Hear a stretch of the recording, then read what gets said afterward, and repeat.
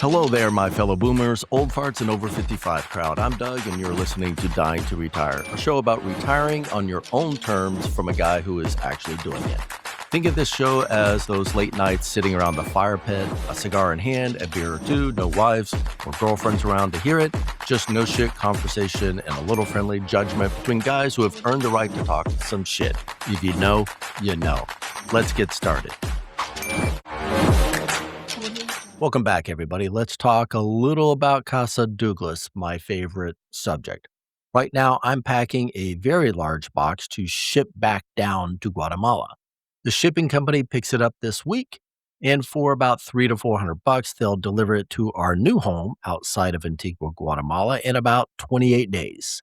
I'll be there about 2 to 3 weeks before the box even shows up. By the time you hear this episode, the box is probably already gone from our house because it's scheduled to leave August 18th. But as I am recording, I'm surrounded by stuff playing a real-life version of Tetris. Clothes for sure, but mostly things we can't find down there. A good knife set, quality linen, quality bath towels. Now, my wife insisted on beach towels because our gated community has 2 pools.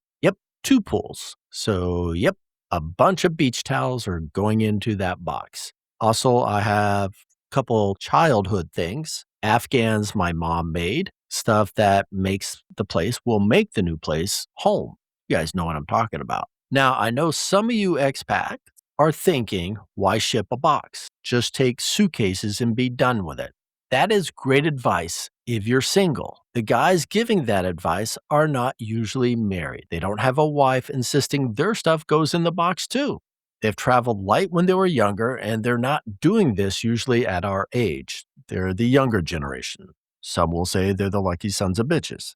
We're all aiming for the same expat dream, but the journey's a hell of a lot different when you're part of a couple. So here's my question for the married men. Anyone with a partner who made the move, especially if you're like me doing a split retirement. What useless shit did your significant other make you put in the box? I'll go first. My wife is packing cleaning supplies. Here's the kicker. If you guys don't already know, my wife is Guatemalan. She came to the States in 1972, been here for over 50 years. She has family in Guatemala City, Zona Dos. Been back and forth countless of times. Yet, she's packing this box like Target and Walmart don't exist down there. Yes, they do have Walmart. They have Price Smart, which is their Costco. I looked it up. I've seen it. I've driven by it. I'm planning to get a membership to it. So I'm packing this whole thing or repacking this whole thing for 2 reasons. First, I'm pulling out and re-shrink wrapping the beach towels and blankets, jackets, throws, and stuff like that to create more space in the box. This thing's already heavy as hell, and I pity the poor bastards who have to lift it. Second, I'm strategically removing some of her contributions. She put in a massive 20-inch cube box in a shipping container where space is gold. That 20-inch cube box is taking up a lot of valuable real estate. And what is in that box? A cleaning caddy from Target, a bucket with specialized brushes, one for the bathroom, one for the kitchen, one for whatever. And I'm looking at this thing thinking, they have a Walmart down here. I can buy a broom. I can buy this shit. And she's like, oh no, you don't know. You don't think they have this specific type of brushes. I need that. And my head is just reeling because they have the same damn cleaning supplies, probably made in the same darn Chinese factory, just with a different label, probably with the same label. And it's killing me. I'm watching her throw these things in, thinking we really don't need them. The knife set I put in, that's practical, especially for a Spanish woman, because when they get mad, they need to grab a weapon, right? We need that. I buy pots and pans when I get there, or I'll buy pots and pans when I get there, like another podcaster recommended. But my wife, she wanted me to take a skillet, put a skillet in the box or put a skillet in my carry-on. But if I put it in the box, I was like, honey, the box won't be there for 30 days until after I arrive. Am I supposed to eat air for a month? No, I'm going to buy a cheap-ass skillet to get by, and I'll survive on eggs, black beans, rice, and corn tortillas. I will survive. Sing it with me. I will survive. Right? That's as far as I'm going to sing. I will survive. Yeah. Okay. You ain't going to get any better from me. So I don't think she really grasped the theory of logistics, and it is driving me insane. So I'm going to put this out there, and it's not for the single guys with all the backpacks. I'm talking to the guys who moved with partners, and not the scenarios where the wife decides she hates it and goes home, and the husband decides he likes the local women more. That's not what I'm talking about. But for those of you who made it work, when you packed that first box, what wonderful, useless items did you or your wife put in that box that you ended up shipping? Email me at dyingtoretirepodcast@gmail.com. I really like to know that I am not alone. And that's the update for Casa Douglas this week. The box goes out, the marriage is still intact. Vaya con Dios. All right, folks, let's talk about a super exciting subject named Medicare, or I like to call it Medicare bullshit. The other day, scrolling through Twitter, I came across a gentleman who was on there screaming about how seniors are blessed because how free Medicare is and how much it helps them in their retirement. The dude's handle was something like Forever Texan, which kind of pisses me off because I'm originally born in Texas. No one's originally born in Texas. I was born in Texas, moved around a bit, but I thought Texans were a whole lot smarter than this. Apparently, there are some that are not. So he's going all along about how seniors get free health care. Free, really. Let me tell you something. Medicare is not free. Someone responded to him, a Steve Ferguson, someone I follow on Twitter, pointed out that when Part B is deducted and you pay for Part C and D, you're looking at over $400 a month for what people call free healthcare. The comeback from Forever Texan was priceless. He said something like this: well, you have more money than we do. We still have mortgages to pay, so we can't afford to get sick. We'd be on the streets if we were hospitalized. We didn't have luxuries. We didn't have the luxuries of big 401ks. Okay, some of us still have mortgages. A lot of people who are old still have mortgages. And all of us have these nasty things, the same things all of these little assholes are going through, called bills. I did a reply the other day and essentially said boomer privilege, or the boomer privilege stupidity, is right up there with the white privilege stupidity. And I'll stick to that one forever. What is really funny is these younger generations really think Medicare and Social Security is free money. It's not. That's money that's been paid into for 40 to 50 years. We put it away as an investment. We were forced to pay into it because it was intended to pay for medical costs when we got older. That's fact. That should cover it all. There should be no other discussion on it. But there is. Then someone jumped in that said every year you get a cost increase in your Social Security. Yes, that happens for those who are on Social Security, but there's a little bit of playing with math, and let me lay this out. Someone laid out, said, yes, you do, you get that, but then they raise the cost of Medicare, which they do. When Social Security gives you a $100 a month raise, Medicare raises $90 a month. So all things being equal, that increase was something just like $10 a month, and the Medicare increase essentially took it all back, right? Big money, right? If $10, big money, right? Big, right? If we were talking 1950s dollars, maybe, but we ain't. And this is just government word games that drive me crazy, kind of like what the state does. I live in the great state of Maryland, and I'm joking there.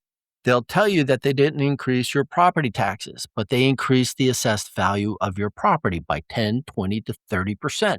So your bill goes up. And the funny thing is, I have to get Medicare even if I already have a health care plan through my federal pension. That's still $400 to $500 a month for me, not including my wife. So we're talking $800 to $1,200 additional per year. That's insane. And actually, that price is now probably going to be per month, not per year. Plus, Medicare doesn't even cover dental or pharmacy. That's additional. You have to pay for those services. You know what really pisses me off all about this? These young kids today who thinks it's so damn easy, or we had it so damn easy, really do not understand how money works. Like we woke up one day with a house paid off and the money in the bank. Like They forget that we worked our ass off for 40 to 50 years to get where we are now. They see us collecting Social Security, money we paid into our whole lives, and they call it free money. They see Medicare, which cost us hundreds of dollars a month, and call it free money. The same generation that thinks tofu turkey is food and spending $15 on coffee every day is normal is telling us we're privileged. Give me a fucking break.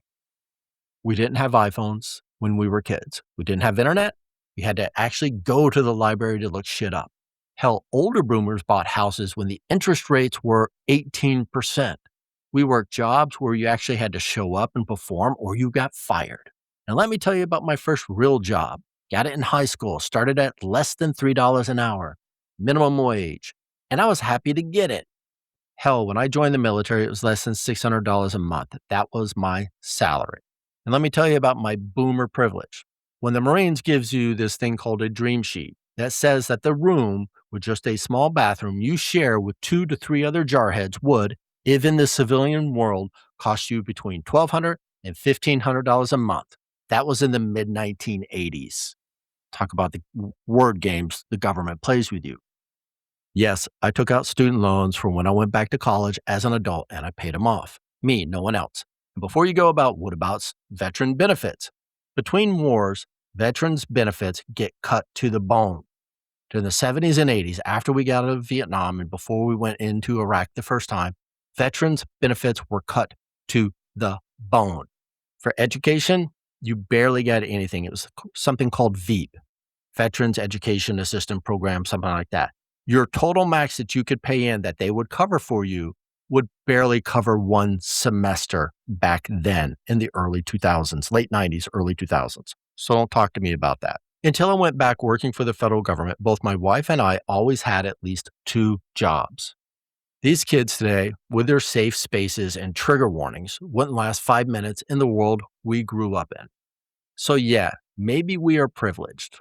Privileged to have common sense, privileged to have work ethic, something that is apparently going extinct these days. All these Gen Z and millennials need to just forever be sucking on a binky, their pacifier, because you guys are totally lost with the way things really work. So the next time you hear someone talking about boomer privilege and free Medicare, remember the reality. We paid into this system our entire working lives, and we're still paying for it in retirement. So I got to circle back to something. Do you guys remember the volcano down there in Guatemala, Fuego? The one that erupted a couple weeks back? Most folks did the smart thing. They packed a bag, drove down the road a bit, found a safe place to stay, and waited for the air to clear. Common sense, get off the X. But then you got the Facebook warriors, former school teachers, the I demand to speak to the manager crowd, losing their freaking minds because their volcano tour got canceled. The volcano that was still erupting. And I'm not kidding, I was trolling in those groups. Ash was in the air, lava bombs flying. There's videos on this. And these people are typing angry comments because they can't hike up an active volcano and take a selfie. Listen, Mother Nature does not give massive two shits about your bucket list. Mother Nature doesn't recognize your pronouns, your dietary restrictions, or your 1-star review. You know what she recognizes? Gravity, thermodynamics. A lava flow that'll turn you into a crispy critter before you can even update your status. You ever notice how the same people who can't change a tire without a YouTube video are the same ones demanding the volcano reschedule its eruptions? I call it fake book brain. It is the entitlement soup where everything's supposed to bend around your vacation plans. Real expats, those who travel a lot, the ones who actually live in these places, they know better. A buddy of mine down there, he grabbed his family, drove 2 hours to a hotel, waited it out. He didn't complain. He didn't post a manifesto. He just handled it, right? But the visa run crowd, the I'm not really an expat, but I play one on Instagram types, they're the ones screaming because Mother Nature didn't check their schedule. Here's the thing. If you can't adapt to a little bit of volcanic ash, actually it was more than a little bit, and lava, hot lava, that sucks. You're going to get real uncomfortable when the power goes out. Or if the pharmacy that you normally go to is closed or all out of the medicine you need. or the ATM eats your debit or credit card on a Sunday. Flexibility isn't a personality trait. It's something that you need to be able to survive. All right, folks, let's change the subject just a hair. Now, this next thing I want to talk about just came to my mind because there's a podcaster I listen to. His name is Johnny Mueller, who does the Expat Files living in Latin America. I've been listening to him since around 2016, 2017. Johnny's a few years older than me, but still a boomer, and I occasionally send him emails about the stupid shit in my life that I can't really talk about here because my wife would kill me. But here's why I'm bringing this up. Johnny didn't release an episode last Friday like he normally does.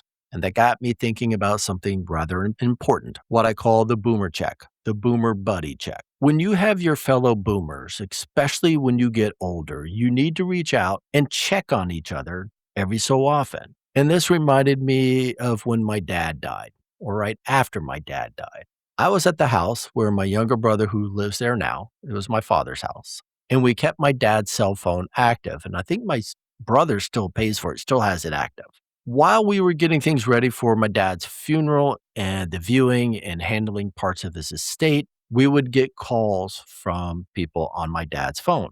People would leave messages and I would have to call them back. One that really hit me was from a gentleman out in California, I think a third cousin of my dad, so it'd be my fourth cousin. And he left a message going, "Hey, Don, how are you doing? Just checking up on you." Now, my dad did a lot of genealogy, not really my thing. I'd like the history part, but I don't think I have the patience to do it.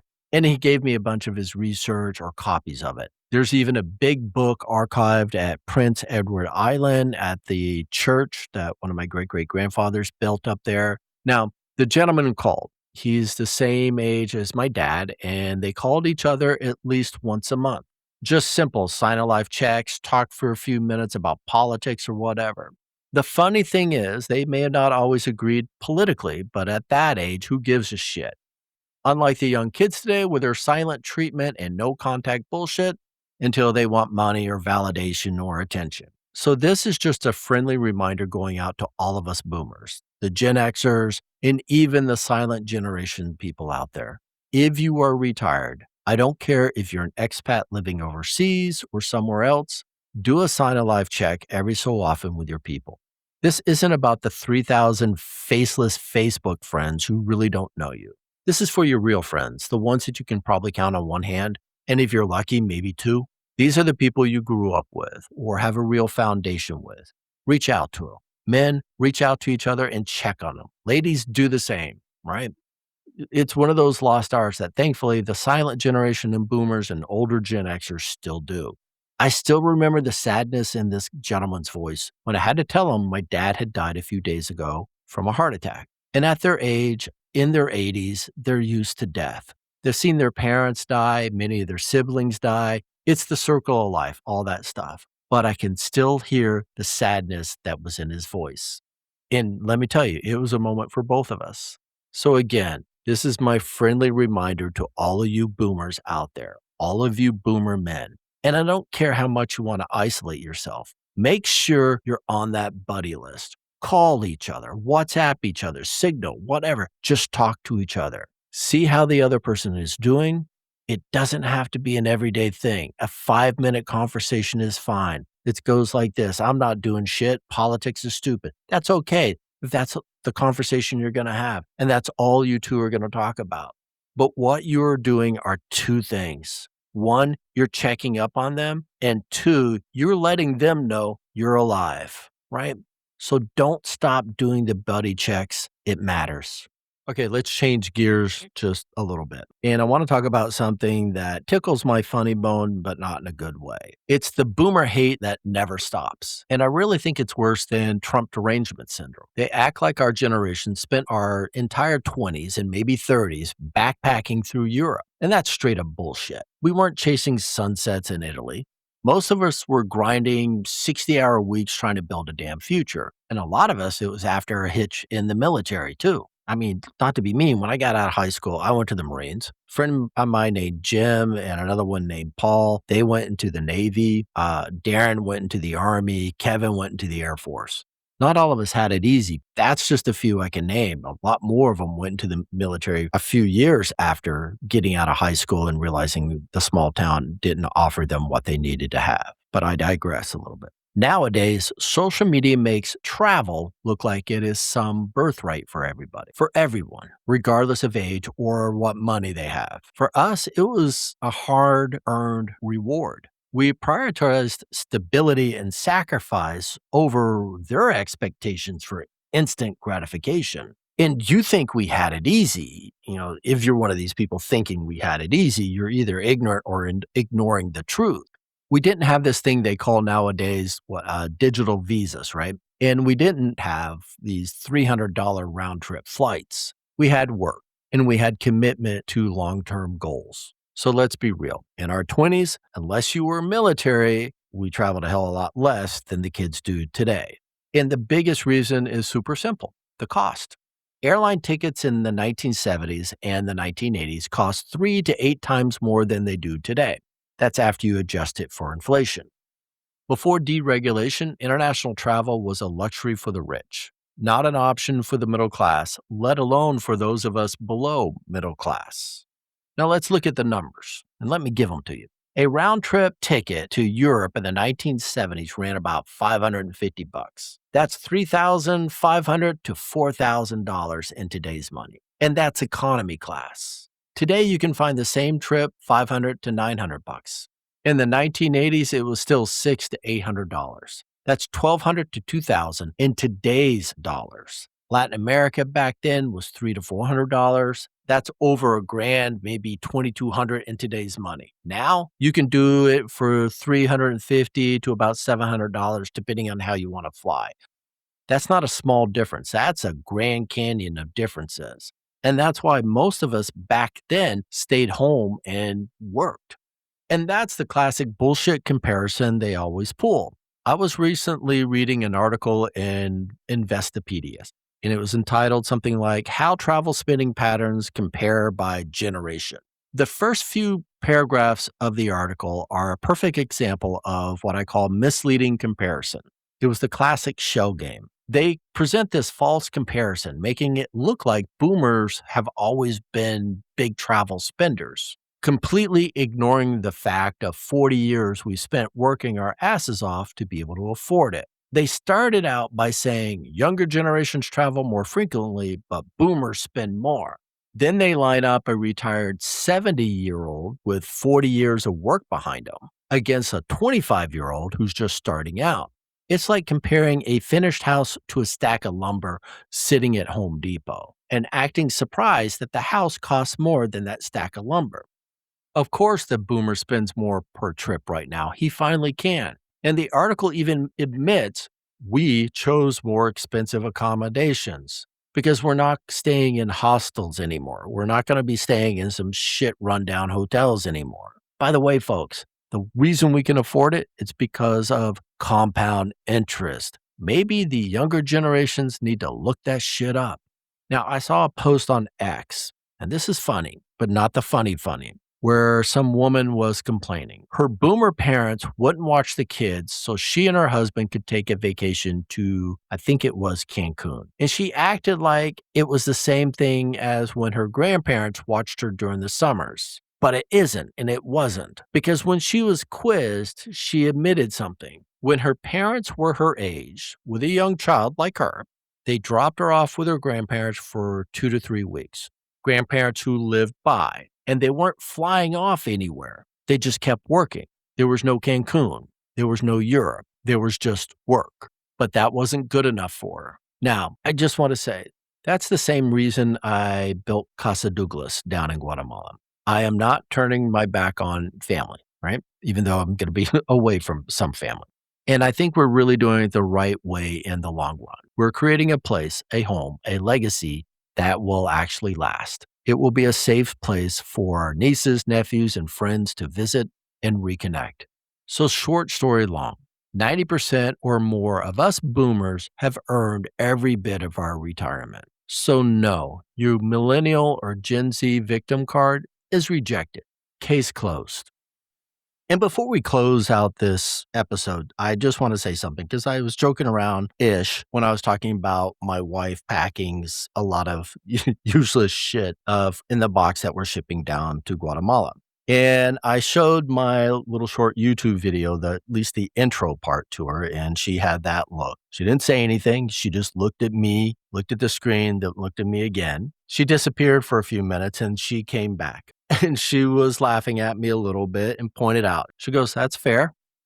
You got me. That's fair. I should not pack or should not have packed in the box going down to Guatemala." But she goes, "But if we're going to ship another box and I'm paying for it, I can put anything in that box I want." That's it for this week's episode of Dying to Retire. If you have a question or comment on this episode or any other, send me an email at dyingtoretiredpodcast@gmail.com. Hopefully this saves you a retirement or expat headache or two. As always, I'm Doug. This is Dying to Retire, and I'll see you in the next episode.